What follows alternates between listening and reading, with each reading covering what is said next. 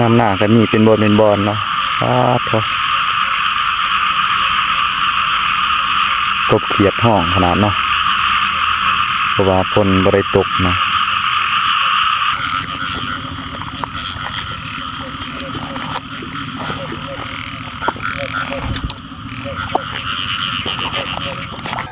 มาทุกคนต้นนี้มันตัดภาพต้นแหลงเนาะทุกคน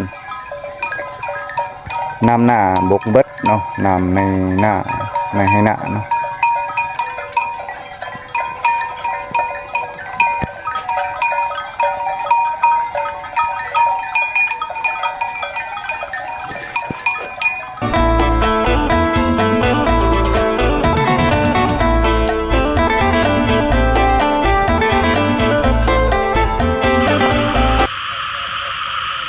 สบายดีพ่อแม่พี่น้องเนาะสุขคนเนาะ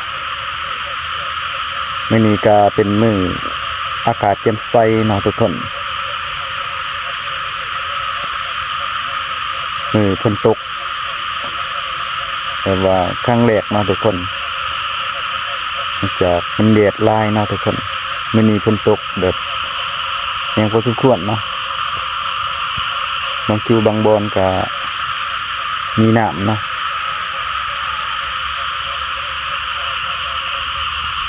มาเลาะเบิงทุ่งนาเนาะทุกคนบรรยากาศฝนตกนะมันนี่เนาะเสียงดีขนาดเนาะ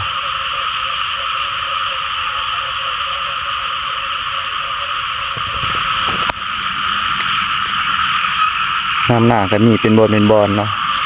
โถกบเขียดห้องขนาดเนาะเพราะว่าฝนบ่ได้ตกเนาะตก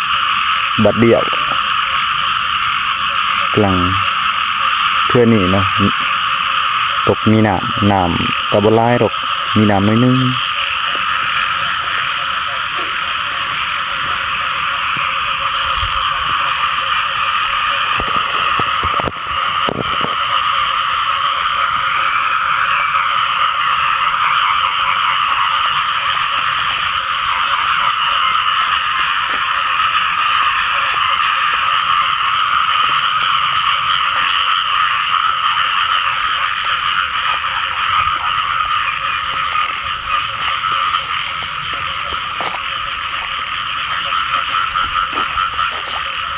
โถ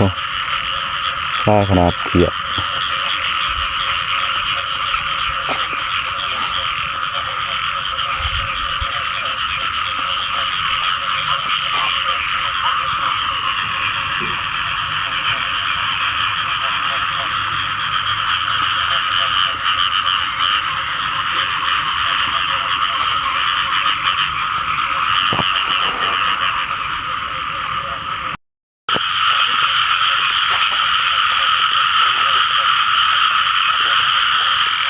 โถ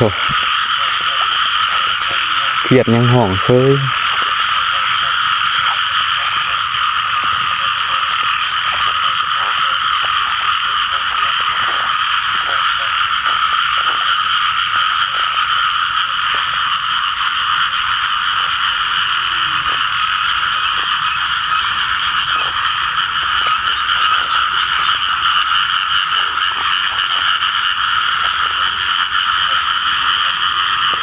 กบกันยังห้องคือกัน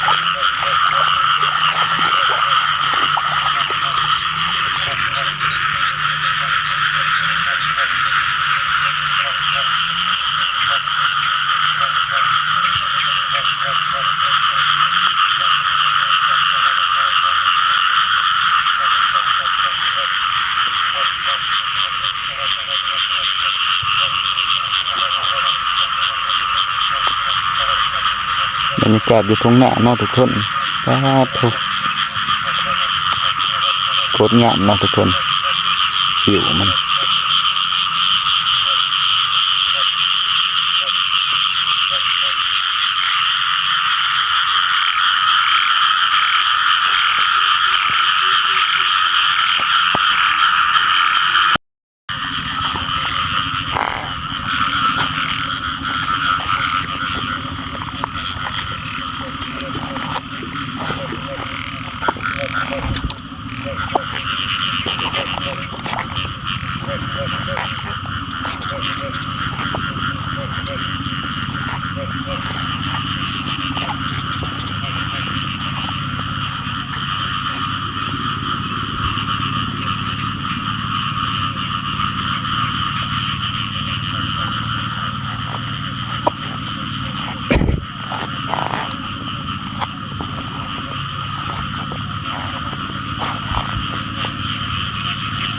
มาทางสมุดอย่างที่สาวเนี่ยก็ยังมีอยู่ได้กบ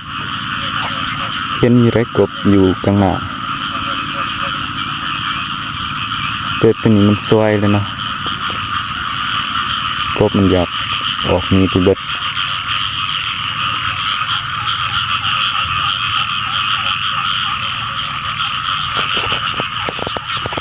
กบเขียดบ่นถีบเนาะ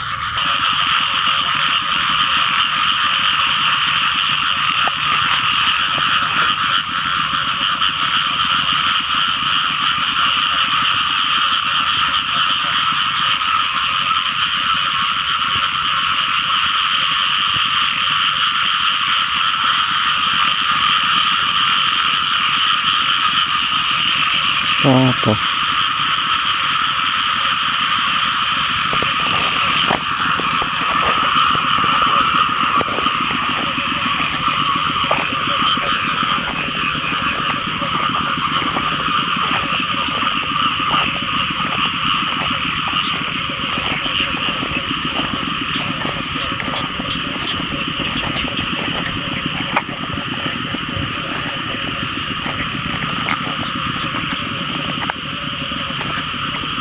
นำบกไว้ขนาดเนาะ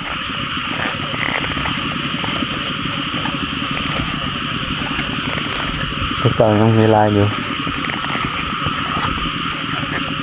นำบกเบิด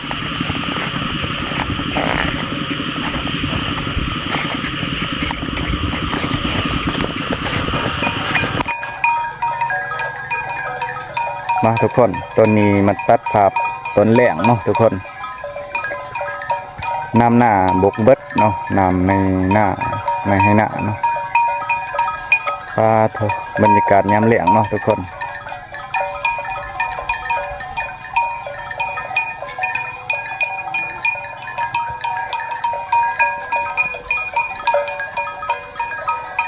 ตกบ่แห้งเนาะ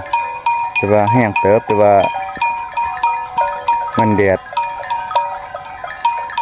ด้วนโพดนะก็เลยน้ำบกเบิดเนาะ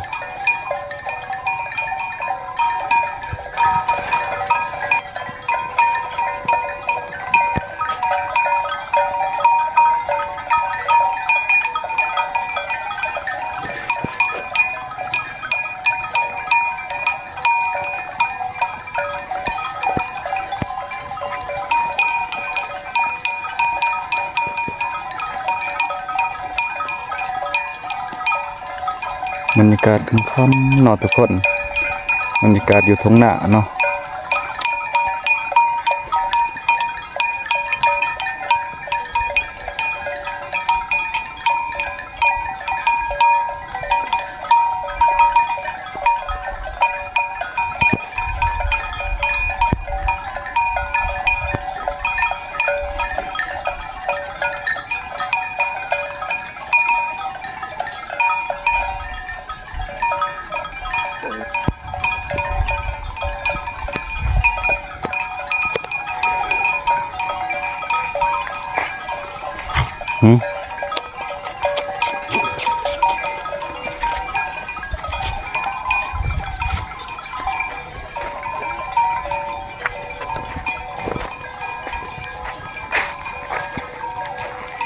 อันนี้ก็น้ำสางนะทุกคนโอ้ อ้มีแตะขี้เหงื่อเนาะทุกคนต้า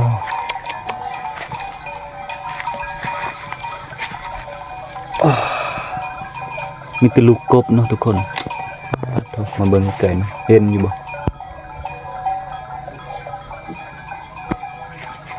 นี่นะลูกกบเนาะทุกคนไข่กบ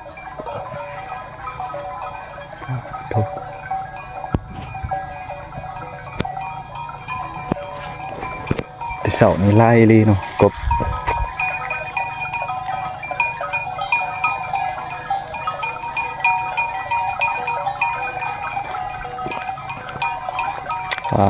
บรรยากาศอยู่ตรงหน้าคักเอลีเนาะทุกคนอยู่ให้อยู่หน้าเนาะว่ายามใดเนาะฝนสิตกแห้งในลีรอเนาะน้ำหน้าบ่มี